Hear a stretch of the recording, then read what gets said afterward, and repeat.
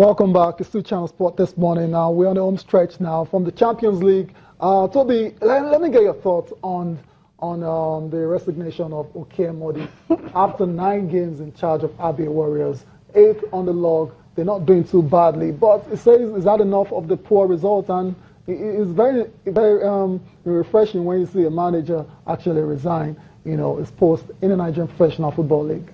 Okay, for me, I want to add some vital information into this whole issue. Okay. Emordi, apart from that's what he wrote as an official statement, okay. But as an insider and also the information we got that also he was assaulted by some of the fans, actually was slapped, that's the word to use, was slapped, and he has been having issues with some of the fans who feel that they are not getting the results. So apart from the official aspect of not getting the results, security-wise, he feels is threatened. Yes, he feels but he doesn't want to come to send a wrong signal to whoever coach that will come in. But interestingly, the coach that has taken over was their former coach, who has also been part of the coaching crew, and it's just unfortunate. This is what that happens in the Nigerian Professional League. A coach will qualify the team to the Premier League. When they get to Premier League, you now appoint a new coach to start all over.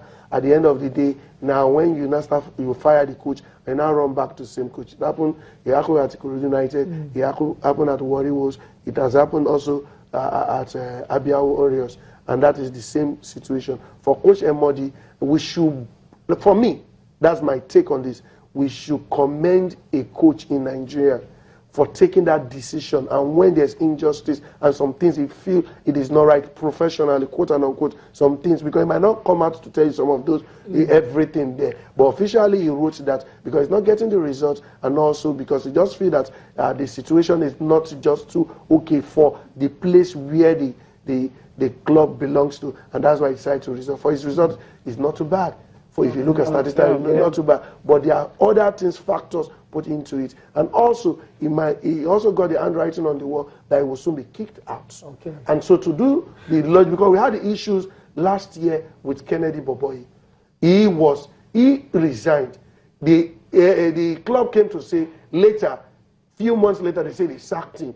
And he said he resigned. And the controversy, he stayed in the media space for a very long time. Now this man, because he has played and coached teams in the NBA, he understands the politics and everything, and he find out that the situation is so critical. And if he doesn't take the work now, he will be forced and be sacked. So the man decided to resign. So I don't see anything wrong in people criticizing him that he chickened out or he decided to see. They are more to just the result. Because if for Ubade to leave Remo Stars, it was based on financial disagreement and also welfare, because as a coach he's entitled to good accommodation, he's entitled to an official car and also remuneration. But if he doesn't get that one, it's not about results. So if there are other issues that are not met and he feels that the working conditions are not comfortable, the guy took a walk, and it's the good thing he did, and it's also good for the team to retrace back to their step and call Bifo. Bifo has done a wonderful job last season. He rescued the team, saved them from a relegation. So let's see how it pans out.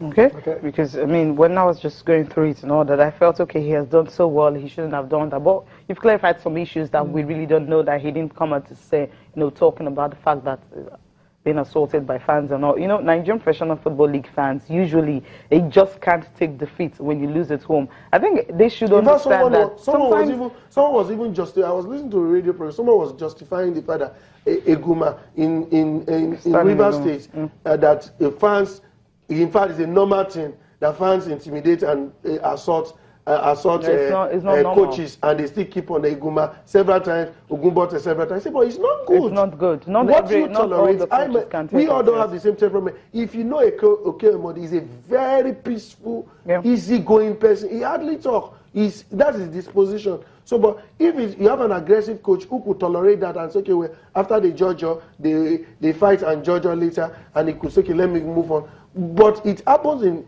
it's a bad thing for you to be justifying that, and you're even putting the state in bad light and say that it happens in Rivers State that fans assault Stanley Guma, the coach, they assault Gbengo Gubote and other coaches in Rivers State, but they don't throw in the towel. It's not a good thing for fans and their followers and everybody to assault and threaten the lives of coaches. It's a father, for God's sake. It's a terrible definitely thing. not good enough for the image of the game in the country. Now that you mentioned Rivers United, the opportunity to react to their qualification for the next round of the CAF Champions League as Rivers United and Rangers International. Fantastic 2 Champions League team who won the league, and the other one finished as runner-up. You saw the run of both teams towards the end of the season. We saw also the good technical ability of those 2 coaches. Stanley Gumaru have stayed so much with Dolphin and even Sharks before they metamorphosed into Rivers United. Yeah. And also we saw Imama come in to prove that young coaches could get results and everything. And they understand and know that it is about getting results. The first leg, it was just something they couldn't get well, but they made sure that they got a decent result so that it will not be difficult for them in the second leg. Because first leg of every qualifier, when you get to knockout stage, determine your fate. Arsenal lost 5-1, so it's going to determine the fate of the return leg. So the first leg they got 1-1 for Enugu Rangers. They got 1-1 with 1-1 in Algeria. So they were able to overturn that result by playing a goalless draw, and that's how they were able to qualify. And Rivers United also got 4-0. Exactly. So it's a good one that 2 of them they are there. It's just unfortunate the remaining 2 teams in Confederation they are out. Yeah. And jokingly, some people were saying, "How did the Ifeanyi get to win the Confederations Cup?" And that's why they love Cup. Let's be fine about going to break. When we return, we'll take a look at what your tweets are saying. Stay with us.